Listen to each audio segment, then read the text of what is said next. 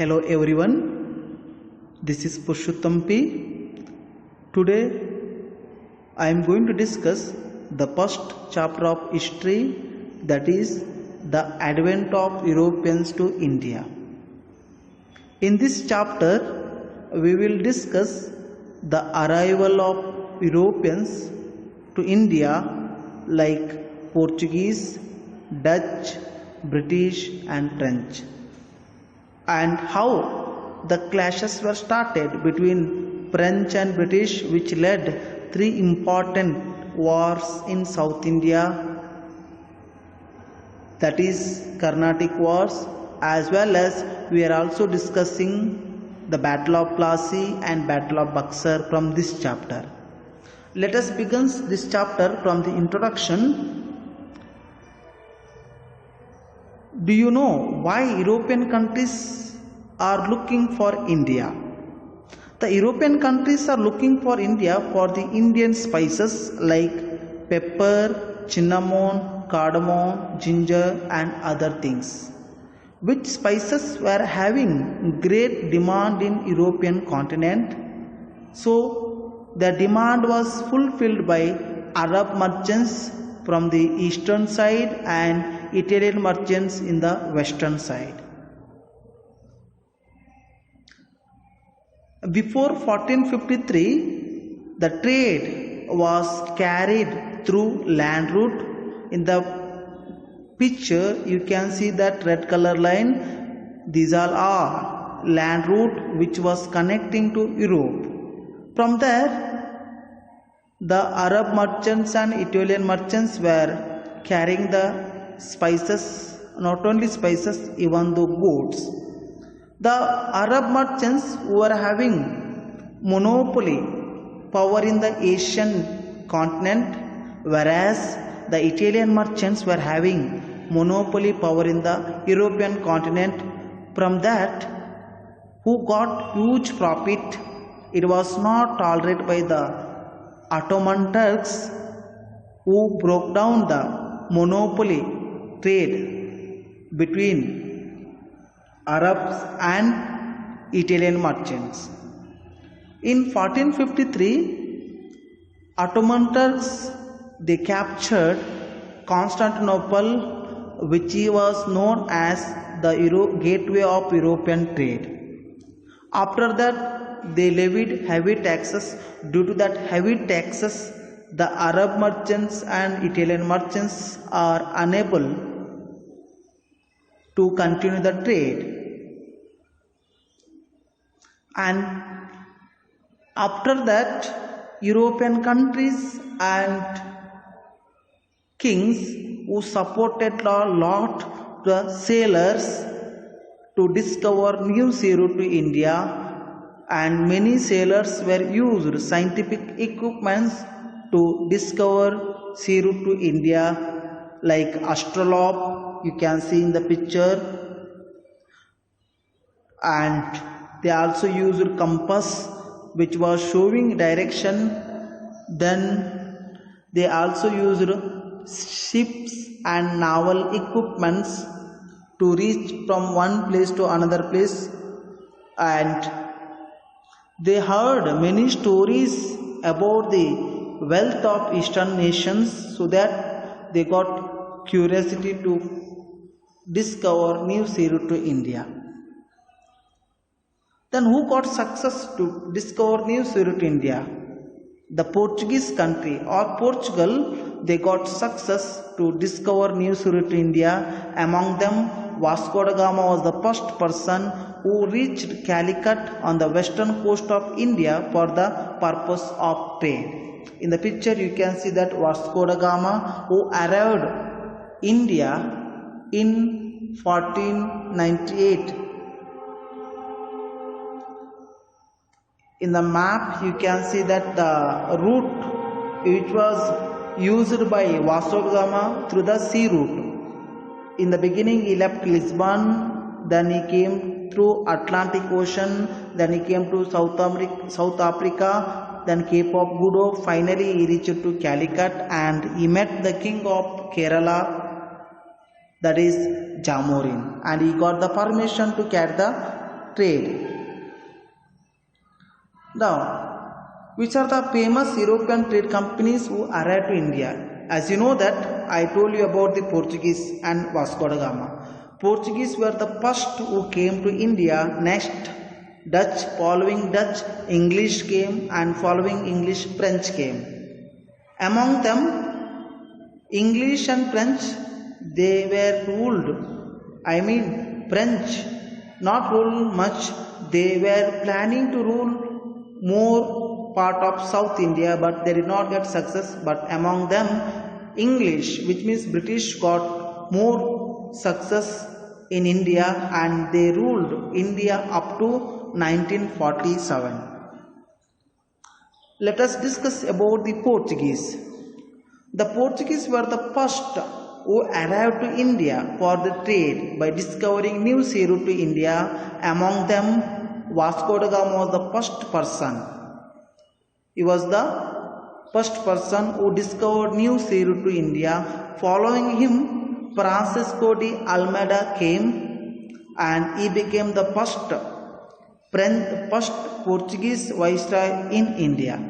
And he also implemented blue water policy in order to establish the supremacy over the sea instead of supremacy over the land. Which means if any European countries want to come to India, then they have to get the prior permission of the Portuguese. That is the conditions of the blue water policy. But that policy not got success. After the Francisco de Almeida, Alfonso de Albuquerque came, who is known as the real founder of Portuguese Empire in India. Why? Because he waged a battle against the Sultan of Bijapur in 1510, and he captured Goa. Then he made Goa as the capital of Portuguese in India. But Portuguese power was not there more than 100 years, because when British and French arrived to India, they are unable to give the competition to the British and French, so Portuguese power was declined in India. Following Portuguese, Dutch came. The Dutch East India Company was established in 1602. Who are the Dutch? The people of Holland or Netherlands are known as Dutch. They not only came to India, even they visited Java, Sumatra, Indonesia. They established many warehouses in Surat, Broch, Cambe, Cochin, Nagapatnam, Machilipatnam and Chinsur. You know that warehouses means go down or storing rooms or storing buildings. But they are unable to continue their trade in India because they were looking only the spice rich island, and they are unable to give the competition to English and French. That is why they limited themselves to the spice island in Indonesia. Following Dutch, who came to India? Following Dutch, British came to India on 31st December 1600 or 1600. British got permission from the Queen Elizabeth. She given permission to carry the trade with eastern countries for 15 years. The trade company was established in 1600 AD, but officially they came to India for the business from 1630. They sought the permission from the Mughal ruler. That time Jahangir was the king or Mughal emperor who given permission to the British to carry the business. In the early part of 17th century, the British were able to overcome the Portuguese, and the Mughal emperor Purushottam, who given the permission and who given some villages to the British in Kolkata. Due to this, British got step by step full freedom in India, and they expanded their trade commerce as well as political control over in India. And following British, French came to India. Among the French, Dupleix was the important person. The French East India Company was started in 1664. It started its first factory in the year 1668. Later they established its factory in Machilipatnam, Chandranagar, Mahe, Karikal, Kasim Bazar, Balasur and all. But in 1674 the French took Valikandapuram, now it is called as Puducherry or Pondicherry, from the local Muslim officials, and it developed as a major trade center. Later it came to be known as, I told just now, Pondicherry or Puducherry. Dupleix, who arrived to India as a governor general with too much ambition, that ambition led 3 important wars in South India, that is the Carnatic Wars, the first Carnatic War, second Carnatic War and third Carnatic War. After the third Carnatic War, French lost their political war in South India, not only South India, in India, and British got monopoly power in the trading as well as in political power.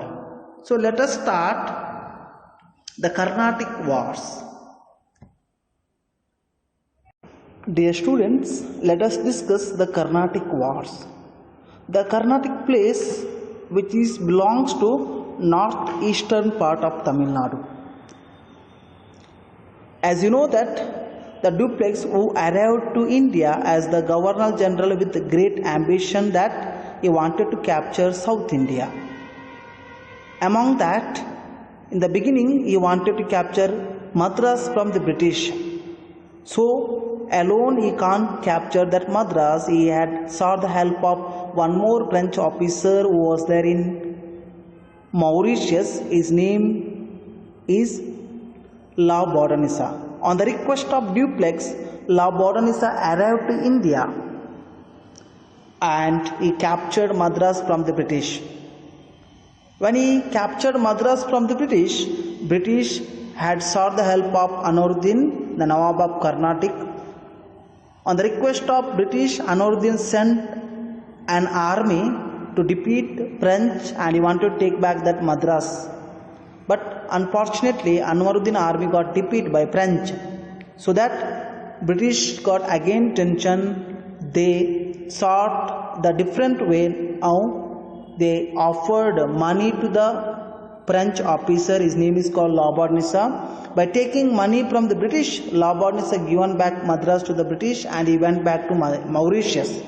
So that Dupleix got too much angry on the British and declared war. That war is called as the first Carnatic War. The first Carnatic War, British completely defeated French, Miss Dupleix, in South India. At the same time, the war came to an end in European continent with the Treaty of Aix-la-Chapelle.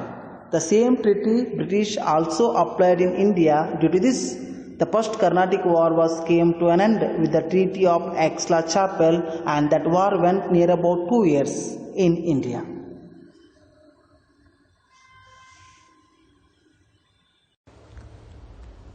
As you know that the Hyderabad dynasty was founded by Asabja in 1724. After the death of Asabja, the internal clashes were started among his children for the power. In that clashes, British and French entered, and among them war broke out. That war is called as the Second Carnatic War. In the Second Carnatic War, British East India Company supported Nasir Jung, the first son of Asabja, and French supported Muzaffar Jung. He was the daughter's son of Asabja. With the support of French, Muzaffar Jung killed Nasir Jung and became the Nizam of Hyderabad.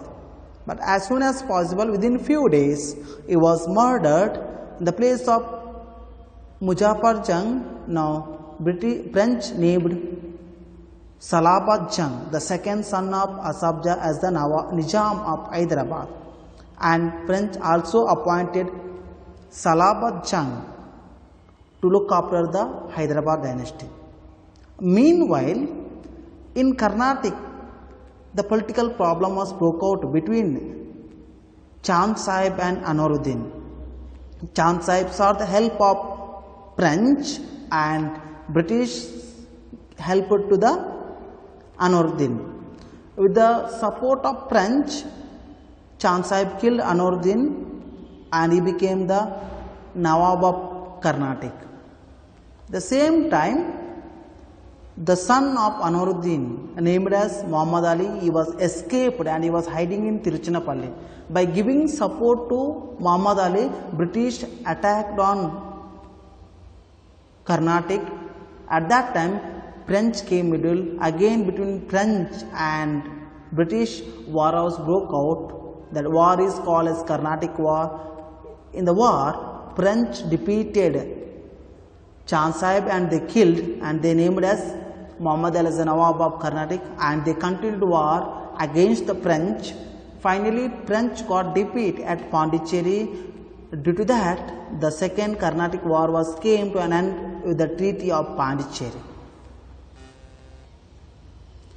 Now, let us discuss the third Carnatic War. And as soon as completion of second Carnatic War, French government recalled Dupleix back from India, and in the place of Dupleix, they appointed new Governor General. His name is called Count de Lally. When he arrived to India, he had dreamed that he wanted to capture Vandivash. So alone he can't capture, so he sought the help of one more French officer. His name is called BUXAR, who was appointed to look after the Hyderabad. So with the help, with the request of Count de Lally, BUXAR left Hyderabad and he came to capture Vandivash. So here in Vandivash, British army was very strong under the leadership of Sir Eyrecourt. That army defeated BUXAR. By seeing that defeat, Count de Lally got panic. He ran away and he was hiding in Pondicherry, means the capital of French in India. Finally, British reached Pondicherry and they defeated Count de Lally, and Count de Lally surrendered to the British, so that the war came to an end. At the same time, the 7-year war came to an end between French and British in Europe. So they applied a Treaty of Paris in 1763. The same treaty they applied in India, that is the Treaty of Paris in 1763. Due to this, the third Carnatic War came to an end. After the third Carnatic War, there was no any problem for the British in India, and British got monopoly power in the business as well as in political power.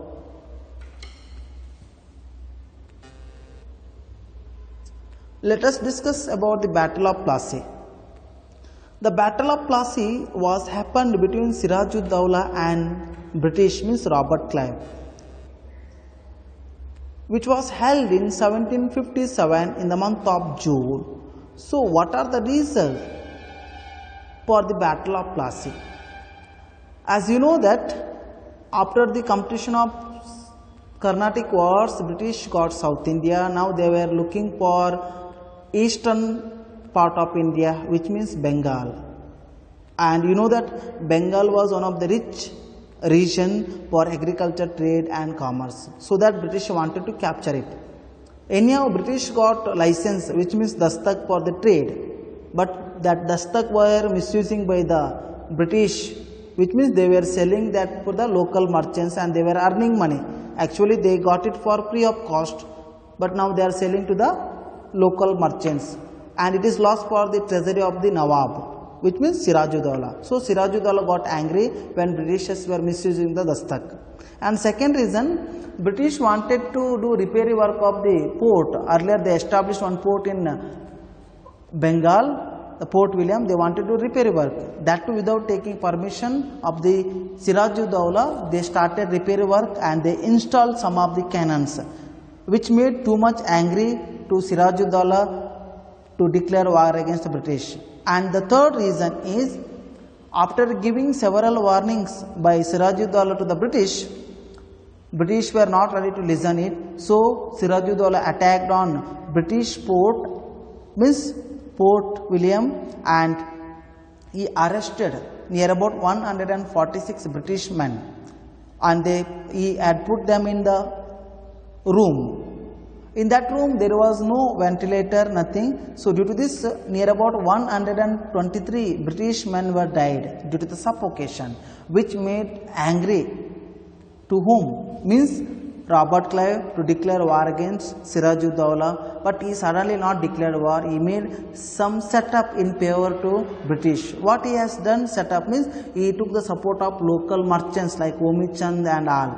Even though he sought the help of Mir Jafar, the military commander of Siraj-ud-Dowla, by giving Nawab post offer. When he heard that the British is going to give Nawab post to Mir Jafar stayed neutral in the upcoming war. After doing all setup, Robert Clive declared war against Siraj-ud-Dowla. That war is called as Battle of Plassey. It was started in the month of June, and war went only 1 year. In that war, Siraj-ud-Dowla got defeated, and that war came to an end. After the end of war, what happened? That is we are calling result. After the end of the war, Siraj-ud-Dowla was died. In the place of Siraj-ud-Dowla, British appointed Mir Jafar as the Nawab of Bengal, and they got full business power over in the Bengal, even though they got some places like 24 Parganas and all. Apart from this, British asked war compensation from the Mir Jafar in the absence of Siraj-ud-Dowla. Now Siraj-ud-Dowla was died. In the place of Siraj-ud-Dowla, Mir Jafar became the Nawab of Bengal. Now he has to pay the war compensation of 17 crore rupees. Now he paid everything, and he was following and he was going according to the wish of British. Now we are going to discuss the Battle of BUXAR. The Battle of BUXAR was happened in 1764 between Mir Qasim and the British officer named as Hector Munro. What is the reason for the Battle of BUXAR? Reasons are very simple. After the Siraj-ud-Dowla, Mir Jafar became the Nawab of Bengal. In the beginning, he was loyal to the British. He was going according to the wish of British. But later the period, he started oppose British rule, and he got irritation from the British. That's why he was not ready to listen British. When he was not ready to listen British, so British removed Mir Jafar. In the place of Mir Jafar, they brought his relatives. His name is called Mir Qasim. Mir Qasim was very good. In the beginning, he was showing loyalty to the British, but day by day, what happened? He also started to hate the British rule and all, and he cancelled dastak to the British, and the same dastak means license he given to the local merchants, from which local merchants got huge profit and British got huge loss. That is one reason for the Battle of BUXAR. And second reason is Mir Qasim himself declared that I am the independent king of Bengal. Actually, he was appointed by the British. Now he is totally against of the British, so that British decided to remove Mir Qasim, and they wanted to bring back old Nawab. His name is called Mir Jafar. When this all thing came to know by Mir Qasim, before that only he made setup. He has taken help of Shah Alam II, the Mughal emperor, and he also taken support of Shuja-ud-Dowla. With the support of Shuja-ud-Dowla and Shah Alam II, he declared war against British. In that war, British defeated, means Hector Munro defeated Mir Qasim. When Mir Qasim got defeated, he ran away from the battlefield. And who were left out now? Shah Alam II and Shuja-ud-Dowla, who came to support to Mir Qasim in the Battle of BUXAR. They surrendered to the British. When they surrendered to the British, the Battle of BUXAR war came to an end. And after the war, what happened? That is the result. After the end of the Battle of BUXAR, Shah Alam II, anyhow he surrendered to the British. He given Diwani rights, which means land tax collecting right to the British.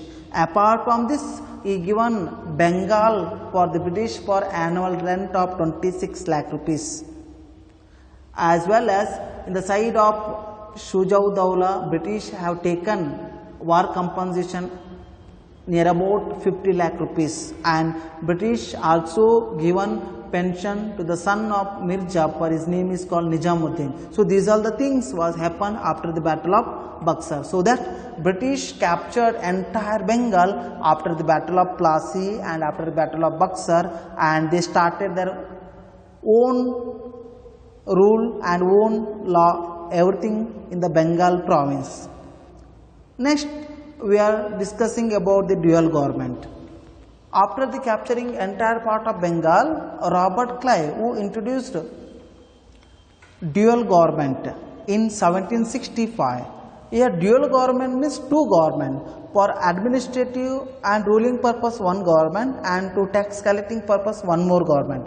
For administrative and ruling purpose Nawab government, and to tax collecting purpose British government. That system, that policy was introduced by Robert Clive, and he given name as dual government. In the beginning, he was introduced that system in 3 provinces named as Bihar, Bengal and Odisha, and he started to control over in Bengal region. So that British captured South India after the Carnatic Wars, and they also captured northeastern part of India after the Battle of Plassey and Battle of BUXAR. Like this, British put the foundation in India for their administration. Yeah, thank you.